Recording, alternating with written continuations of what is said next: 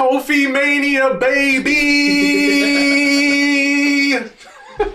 Episode 95, Slip and Dip Podcast, coming at you during WrestleMania, on WrestleMania weekend. Kendrick Johnson, Matthew Wells. What's going on, people? We got a jam-packed show for you this weekend. 3 spectacular guests. 1 returning from the show, Mr. Dean Thomas. Another Greg Hardy. And 1 rising star in the boxing world. If you guys don't know his name by now, you need to get familiar. And 1 Jarrett Hurd, undefeated. One top 10 fighters in the world. Yes, undefeated Jarrett Hurd. Swift. Jarrett Hurd joins us on the first time for the show. What's been going on this weekend, man? Hasn't been much in the combat sports world, but the calm before the storm got UFC 236. I get my numbers mixed up. Next week, I'm going Max. And everybody want to look at the past fight. I think Max learned. I think Max going to be a champ. I'm going to call my shot now. I like those odds. I wish I was out there. Put some money on that thing. Yeah, so I guess let's just dive into that real quick. Remind the listeners, next week we'll have no show. We ain't go off air. My man going out to the West Coast to the vineyards, drink some wine. Yeah. Taking a quick 1 weekend vacation thing. So we'll be busy, y'all. Easter weekend. We'll have an action-packed show. Yeah, so we'll be off next weekend. But yeah, you guys will definitely have enough to enjoy through these interviews. I'm sure there'll be some craziness that happens throughout the week. And of course, we'll hop on live like we have been doing and talk about it if it goes down. So yeah, let's hop into this real quick. I got one thing I want to talk about from the bare knuckle boxing event, but we'll do the UFC 236 thing first. So obviously, like you mentioned, Max Holloway, Dustin Poirier headlining UFC 236 out there at the State Farm Arena. I'm just something I don't do. I got 2 underdogs. I got Kelvin and I got Max. I got both underdogs. Wow. I think I disagree with you on both of those. I'm going Poirier and Adesanya. So I hope to see fireworks because both of these fights, they're scheduled. I mean, it can go either way for both of them, in my opinion. I mean, I don't want to discount Max by any means. I just like the wave Dustin's been riding lately. So, but I think Max has learned. I think he's one of those type of fighters that he don't let things happen twice. That's one thing I think people underestimate with Max Holloway. They see he's the evolution and how he's gotten better from when he first came in, but they don't realize his IQ is getting better. Each fight, he throws a new wrinkle that you didn't know he had, or he makes an adjustment that you know he could do when things aren't going good that people underestimate. And when it comes to Kelvin, I'm going off a gut feeling. I think Kelvin's actually a better fighter, but Adesanya is a smarter fighter. Kelvin could be leading the whole fight and get caught with something that he has no business getting caught with. So that's what makes me nervous because he's not the smarter fighter. I think he's the better all-around fighter, but I don't think he's the smarter fighter. And in this game, in this championship, you putting a strap on the line, one mistake can cost you. Yeah, so true. And I'm going with Adesanya in that one in the co-main event just because the dude's striking is precise and he seems to be in control of everything that's happening inside the cage at all times, which is very, very key. He doesn't let himself get overwhelmed. He doesn't let his opponent overwhelm him. Even when he gets taken down, which has always been like the critical point of contention for him, is that, even then, like he doesn't panic when he's on the ground. He doesn't panic. He stays calm. He tries to figure out what's going on. How do I escape this? Get back to his feet where he just does surgical work with his hands and his legs. And I think if Kelvin gets him down, he's not going to let him out. Kelvin's kind of like a male version of a Karate Hottie. He has, whatever he does, his technique or whatever, when he gets you down, he's there scoring points and doing damage. He's not just there. And every time he takes someone, he even took down Chris Weidman, who's a former D1 wrestler, and then he made the mistake of trying to strike with the bigger guy. Got caught. It's like, I worry about the IQ. Hopefully he's learned from his mistakes, but he's that guy that's kind of like, you kind of could see wrinkles of him. I remember when he was up here, when he lost his first match to Tyron Woodley, he said, I'm not going to take this kid money because he's going to be a future champion and learn from this. I'm like, you know this already, Tyron. And he's been spot on. Right. So, okay, I guess as the kinfolk say in church, maybe he'll get anointed next week.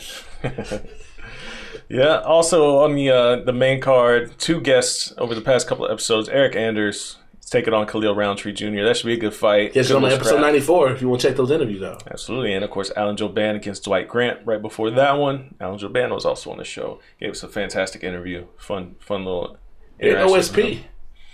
What's that? And OSP's been on the show. Yeah, OSP, Nikita Krylov. I think good fight as well. I think this Krylov dude, he's an undercover problem. No, he is. He's a above the cover problem. If you ask me. I'm saying he keep beating these people. Why he ranked though? He be putting in some work. I'm saying he should be ranked. Yeah. No, I mean it's just the way it is, man. Just the way these rankings work. He's ranked high in the OSP, in fact. I don't know about that.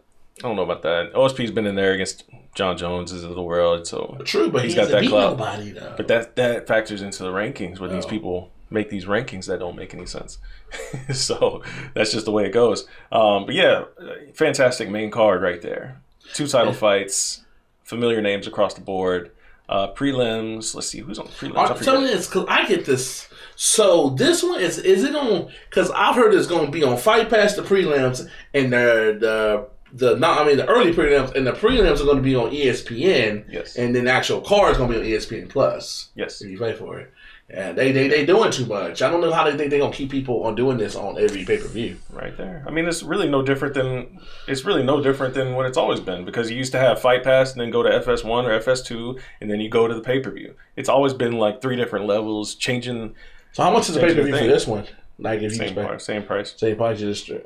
Is it like 64 or some shit? I don't know. same cost as always. But prelims on this card aren't super stacked. But there are a couple of good names in there. A couple of good names. Hopefully, our man Max get that hand raised. Yeah, Max Griffin's on there. Wilson Hayes is on there. Boston Salmon's pretty solid. There's some familiar names, but it's not the most stacked in recent memory. Early prelims, Curtis Millender, Bilal Muhammad, that would be a nice fight. Montel Jackson. I think the early prelims are better than the prelims. Yeah. Brandon Davis. We got a ghost. Mueller. We got a ghost. Yeah, Randy Costa. I don't know. What that is. Those ghosts, I learned the hard way. Don't ever estimate them. They might not have a face, but they'll have a name if you don't watch them. I think this is the first time where the early prelims are better than the televised prelims, like across the board. I like all of these fights more than I like the ones on the ESPN prelims. Yeah, the Milner and Bilal fight should be a shootout. Yeah, so that's that. UFC 236 should be a fun one. Should be a fun one, people. Make sure you tune in. And, of course, follow us on Twitter. We'll be live tweeting the heck out of it, as usual. One other thing I want to talk about. So Bare Knuckle Boxing had an event this weekend. If you guys have not seen the interaction between Artem and Paulie Malignaggi, that was an important thing leading up to this fight as well. Basically, they had a little scuffle. Paulie gave him the bitch slap, as he called it. And, things got heated from there. Big little scuffle in the gym, yada, yada, yada. But, yeah, so Artem Lobov in the main event against one Jason Knight, both UFC vets, both tough guys, both scrappers. You know how it is with those two. So, yeah, they were in the main event. But before we talk about that main event real quick, I want to talk about this one thing. David Feldman is the president of Bare Knuckle Boxing. And after one of the fights, he said he took the mic, took his extra time to go and make this point inside of the ring, which was very concerning for me. So let's listen to that. Mr. David Feldman. Hey, Biloxi, you guys having fun tonight? Make some noise. Bare Knuckle Fighting Championship is a brand new sport and a brand new company. And we're here for action, and we want action, and we demand action from the fighters. We didn't get action in that last fight because Rusty Crowder wanted to run. Therefore, he's given half his purse to Reggie Barnett. Make some noise, Biloxi. This is how we do it at Bare Knuckle. You fight or you don't get paid. Yeah, obviously illegal AF. To put it mildly. True. I know. But what I don't understand is, why do all these people get mad about these people money like they don't see it? If they signed a contract, which they did not, but say they signed a contract where that was legal, how you gonna get mad? Ain't your money, you wasn't gonna see it. Why you upset? Why you having not you, but people having a bad day, going off on Twitter on stuff like that? These people need to get smart and sign some real contracts. Evidently, this guy was smart, so he had a real legit contract. But if he did, that was his fault for signing the paper. You too don't have to sign that paper. That's the thing. That was never legal. It was never legal. His entire point, as I tweeted out when he did this, was to go out there and cut a Vince McMahon type promo because he got that WrestleMania blood flowing. Yeah, never legal. You cannot do this. You like, even if there was a contract type of thing to where you would sign like, hey, the promoter reserves the right to dock the pay at discretion at any point in time, like, you should never ever sign that contract. Just because that's fighter exploitation and all sorts of other, contractual. I'm losing the words I'm going to say right here, but you get the idea of what I'm trying to say. Like, that's just completely unethical to have something like that in a contract. So, with that being said, I don't care if the fight had 2 punches thrown. To go out there and say that you're just gonna like not pay the guy even though it's not legal, just to go out there and rile the crowd up with that is the most scummiest thing. Like, that is so scummy as a promoter to do that. Like, for real. Like, that's just like showing you like, like, I don't care about you as a person whatsoever. Like, you're here for my entertainment, and if I didn't like your entertainment, I want my refund. Sorry, you already paid for the cost of admission, so that's what it is. To do that is just, it's disgusting on so many levels to me, man.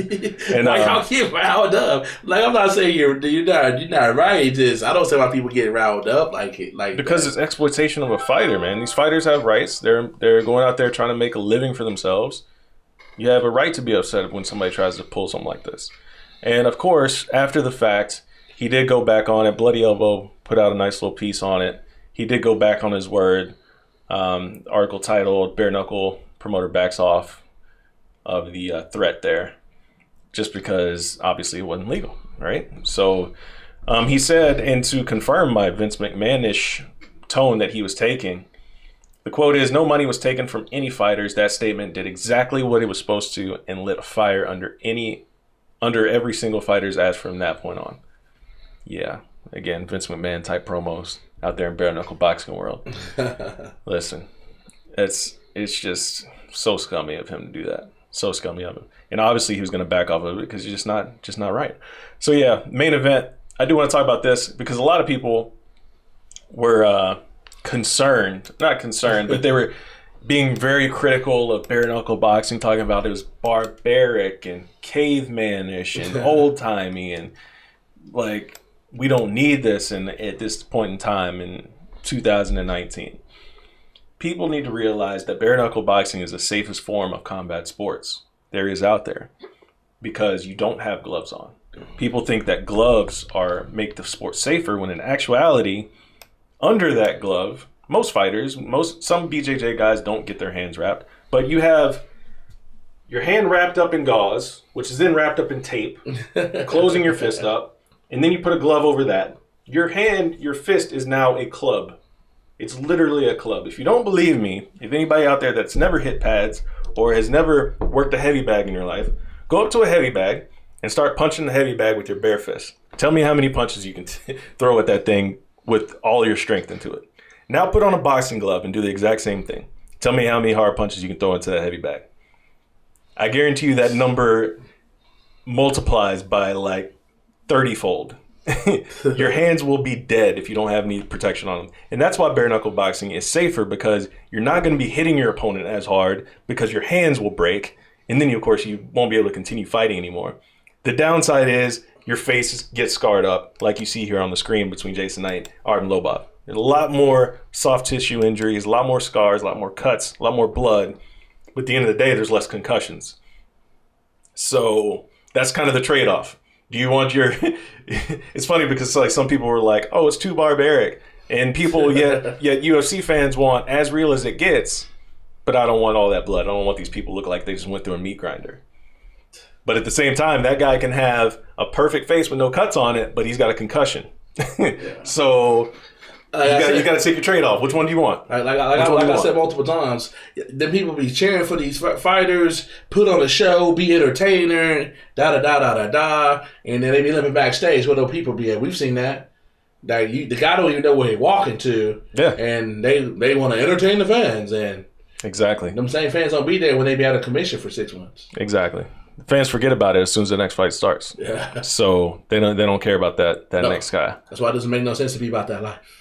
Exactly. So that's what it is. Bare knuckle boxing is, like I said, it's just a lot of blood, more than anything. So get over the blood. Get over the blood. Pop star got Bubba McDaniel. He married his kid that passed away's mom this weekend. So Pop's there. I mean, he said he wants to come back on the show, so we're looking forward to having Bubba on our most watched episode. He told a tragic story about his son. So props to him and his family. Absolutely, yeah. We'll get him back on soon, man. That was a heartbreaking story, and he's been taking it all in stride. It seems, man. Been doing his best. He's still out there competing, still getting his hand raised in these regional shows. Doing his thing, man. And for our listeners, please send us ideas. We're coming up on 100 episodes. We got some stuff cooking for y'all, but we're trying to see what y'all want or some ideas y'all want us to do. So please feel free to shoot us an email on the YouTube page, or as my man say, put comments on the Apple and the iTunes. Yeah, on the iTunes. Yeah, if you're out there listening to us on iTunes, leave a comment, give us that 5-star review. We would appreciate it very much. And of course, subscribe to the YouTube channel that's right there on the screen for you guys. All the wonderful videos that we put together for you guys, interviews, live reactions, instant reactions, live coverage of events where we're at. We got it all right there on Slip and Dip YouTube channel. So please hit that subscribe button. Share it with your friends. We're on a race to 1,000. When we get to 1,000 subscribers, we can do so many more things, and I cannot wait to get to that point, because that's when it really starts taking off for us. So help us get there. Help us get to that 1,000. I'm gonna make a race to 1K graphic for the 100th episode too. That's what I'm gonna do. So that's gonna be the theme after our 100th episode. Race to 1K. We get to that 1K subscribe mark. That's when we're gonna be doing some things. So can't wait for that. But yeah, enjoy the rest of the show, guys. We got Dean Thomas, Greg Hardy, Jarrett Hurd. Jarrett Hurd will be up first, and then we'll hit you with Dean Thomas and Greg Hardy. Both of them on the screen at the same time for you guys. Gets a little wonky if you're watching on the YouTube side. We try to figure out how to make it work with our setup, and it works, but if it's a little weird, that's what it is.